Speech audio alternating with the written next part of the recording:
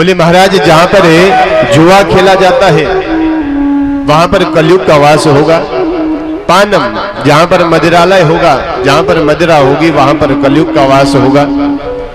स्त्रिय जहां पर व्यभिचार होगा वहां पर कलयुग का वास होगा। और आपस में चौथा स्थान दिया, बोले जहां पर कलेश होता रहता है। होता है ना, कई घरों में महाराज दिन रात झगड़े ही होते रहते हैं, लड़ाई झगड़े करते रहते हैं, आपस में लड़ते रहते हैं।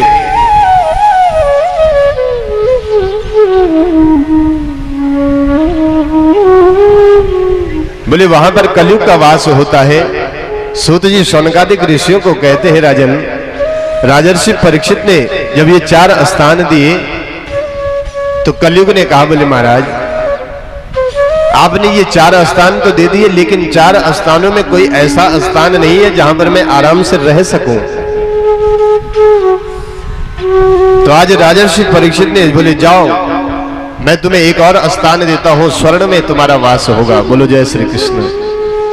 क्या कहा? स्वर्ण में तुम्हारा वास होगा। अब तो राजर्षि परीक्षित ने जैसे ये वरदान दिया, 5 स्थान कलयुग को दिए। कलयुग तुरंत अपने मार्ग की ओर प्रशस्त हुआ। इधर राजर्षि परीक्षित वापस आए। वापस आकर के राजर्षि परीक्षित के मन में विचार आया कि जो हमारे पूर्वजों ने जो खजाना छोड़ा है जरा उसका निरीक्षण तो करूं। और राजर्षि परीक्षित ने आज अपने मंत्रियों को आदेशित किया कि जाओ जाकर के आज खजाना देखो। जैसे खजाने का निरीक्षण किया तो राजर्षि परीक्षित की नजर पड़ी एक सुंदर से मुकुट पर। स्वर्ण का मुकुट था, हीरे जवाहरात मणियों से सुंदर सजाया हुआ। और जैसे उस मुकुट को देखा तुरंत राजर्षि परीक्षित ने उस मुकुट को उठाया और अपने सर पर जैसे ही लगाया तो सूत जी शौनकादिक ऋषियों को कहते हैं, राजन वो मुकुट दुष्ट जरासंध का मुकुट था। पाप के धन से वो मुकुट जरासंध लेकर के गया था, चोरी का मुकुट था। और उस चोरी के स्वर्ण में कलयुग का वास। राजर्षि परीक्षित ने पहले ही कलयुग को ये वरदान दिया था।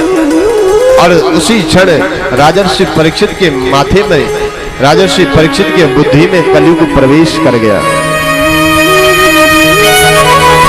जैसे ही कलयुग प्रवेश किया है, राजर्षि परीक्षित ने अपने मंत्रियों को आदेशित किया, बोले तुरंत अभी धनुष बाण तैयार करिए, मुझे शिकार खेलने जाना है।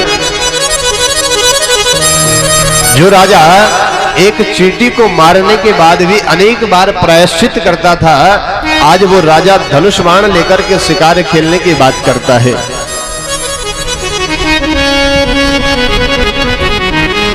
मंत्रियों को आदेशित किया, सभी मंत्री गए, अनेक पशु पक्षियों को मारा। और चलते चलते कहीं मंत्री निकल गए और एक और राजा निकल गए। भूख प्यास जब सताने लगी तो एक वहीं पर कुटिया मिली और उस कुटिया में समीक ऋषि भगवान का भजन कर रहे थे, ध्यान कर रहे थे, तपस्या कर रहे थे। राजर्षि परीक्षित कहे, बोले मुझे जल पिलाओ, मुझे प्यास लगी है, भूख लगी है, मुझे भोजन कराओ। लेकिन समीक ऋषि तो समाधि में बैठे थे। अब समाधि में जब कोई व्यक्ति होता है तो वो भगवान से संपर्क होता है सीधा। उसे संसार का भान नहीं रहता है, कौन क्या बोल रहा है, कौन क्या कह रहा है, कोई भान नहीं रहता है। सूत जी शौनकादिक ऋषियों को कहते हैं, बोले राजन राजर्षि परीक्षित ने विचार किया, ये आवाज क्यों नहीं लगा रहा है, ये कोई मुझे पूछ क्यों नहीं रहा है। और जैसे अंदर कुटिया में प्रवेश किया, देखा तो समीक ऋषि दोनों नेत्र बंद किए हुए भगवान के दिव्य साधना में बैठे हैं। राजर्षि परीक्षित कहने लगे, इसको देखो कितना पाखंड कर रहा है, कितना ढोंग कर रहा है। मैं यहाँ का राजा हूं, इसे ये भी भान नहीं है। और तुरंत उसी क्षण अपने धनुष बाण के उस तीर से एक मरा हुआ सर्प वहां पर पड़ा हुआ था, उसको उठाया और समीक ऋषि के गले में डाल दिया। और वहां से तुरंत राजर्षि परीक्षित चल दिए। उधर समीक ऋषि के पुत्र है श्रृंगी। श्रृंगी के मित्रों ने जब इस दृश्य को देखा तो सारा वृतांत आज श्रृंगी को बताया। श्रृंगी को जैसे ये बात बताई है राजन, श्रृंगी रोने लगा, जोर जोर से चिल्लाने लगा, बहुत जोर जोर की आवाजें करने लगा। और उसी क्षण श्रृंगी को इतना क्रोध आया, हाथ में जल लिया है और जल लेकर के आज संकल्प किया है कि मैं श्राप देता हूं, जिसने भी ये कुकर्म किया है ठीक आज से 7वें दिन उसकी तक्षक के डसने से मृत्यु हो जाए। कीति लंघित मर्यादा तक्षक सप्तमे हनि, दक्ष यतिष्म कुलांगारा चोदितो में तदा द्रोहम। मैं श्राप देता हूं, जिसने मेरे पिता का अपराध किया है आज से ठीक 7वें दिन तक्षक के डसने से उसकी मृत्यु हो जाए, श्राप दे दिया।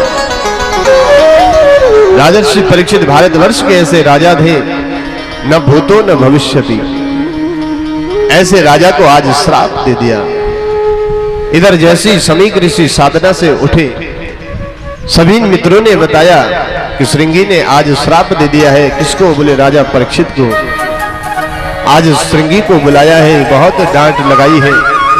बोले बेटा तुम्हें ऐसा नहीं करना चाहिए, कभी भी जब क्रोध आए तो क्रोध में ऐसा कदम नहीं उठाना चाहिए। तुमने तो आज इस भारतवर्ष के भाग्य को, जो राजा इस भारतवर्ष की शान थी, आज तुमने उसको कलंक लगा दिया है। जाओ जाकर के राजर्षि परीक्षित को तुरंत समाचार देकर के आओ। सूत जी शौनकादिक ऋषियों को कहते हैं राजन, आज जैसे राजर्षि परीक्षित वहां से वापस पहुंचे, मुकुट को जैसे ही उतारा कलयुग सर से उतर गया, तुरंत स्मरण आया मुझसे तो बहुत बड़ी भूल हो गई, बहुत बड़ा अपराध हो गया। और तुरंत सब कुछ छोड़ करके आज संकल्प किया कि अपने पुत्र जन्मेजय को राज सिंहासन पर बिठाया है और सीधे गंगा तट की ओर निकल गए हैं।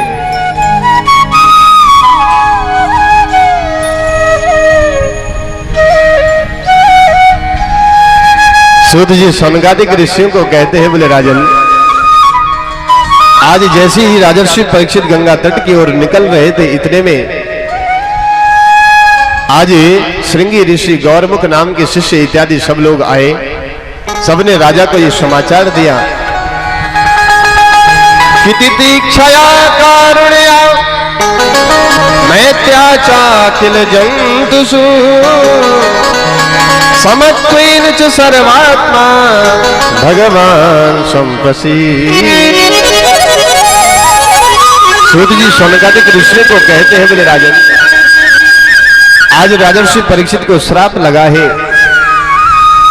शिष्यों ने यह समाचार दिया है कि आपको श्राप लगा है, आप कोई उपाय कर दें। राजर्षि परीक्षित ने कहा, बोले कोई उपाय नहीं करना है, मैंने जो अपराध किया है उसका फल तो मुझे भोगना पड़ेगा।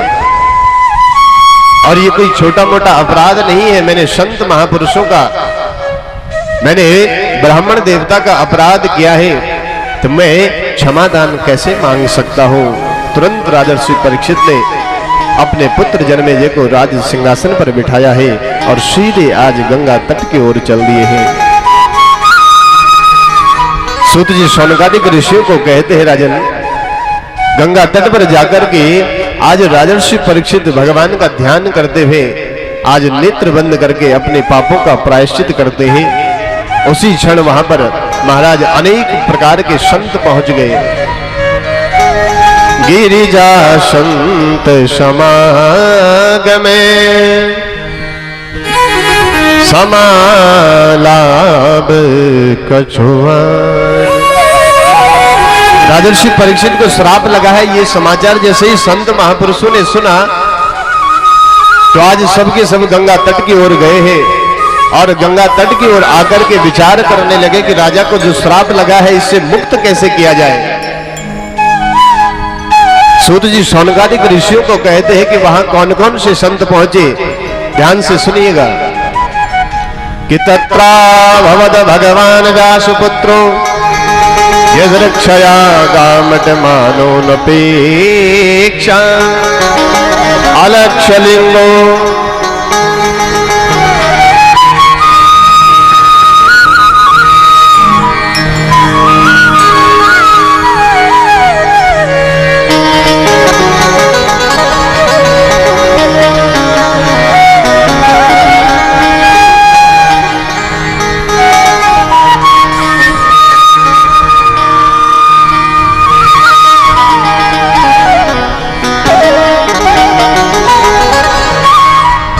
तत्राभवद भगवान व्यासपुत्रो यदृक्षया कामटमानोनपेक्षा अलक्ष्यलिंगो निजलावतुष्टे मृतस्य बालैरवधूत वेश। बोले वहां पर कौन कौन से संत पहुंचे राजन, एकाग्र चित्त होकर के श्रवण करना। बोले वहां पर महर्षि वेदव्यास जी पहुंचे हैं और वहां पर पराशर जी पहुंचे हैं, भृगु वशिष्ठ च्यवन गौतम महाराज जितने भी संत महापुरुष हैं सब वहां पर पहुंचे हैं। और पहुंच करके सबके सब बड़े आनंद के साथ बड़े प्रेम के साथ चिंतन करने लगे कि राजा को श्राप से मुक्त कैसे किया जाए। सब इतना चिंतन कर ही रहे थे कि उसी क्षण वहां पर महाराज सुखदेव जी का आगमन हुआ। बोलिए सुखदेव जी महाराज की जय। सुखदेव जी का आगमन हुआ और सुखदेव जी कैसे लग रहे हैं। सूत जी शौनकादिक ऋषियों को कहते हैं कि द्वयष्ट वर्षम,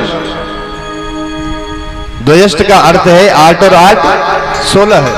16 वर्ष के सुखदेव जी महाराज वहां पर पहुंचते हैं कौपीन धारण करके। और महाराज जहां पर राजर्षि परीक्षित बैठे हुए थे वहां पर सुखदेव जी का आगमन हुआ और सभी संत महापुरुषों ने आज सुखदेव जी का बहुत सुंदर स्वागत सत्कार किया। सबने सुखदेव जी की आरती उतारी है और आरती उतारने के बाद सुखदेव भगवान को सुंदर ऊंचे आसन पर बिठाया है और ऊंचे आसन पर बिठा करके सभी संत महापुरुष सुखदेव जी का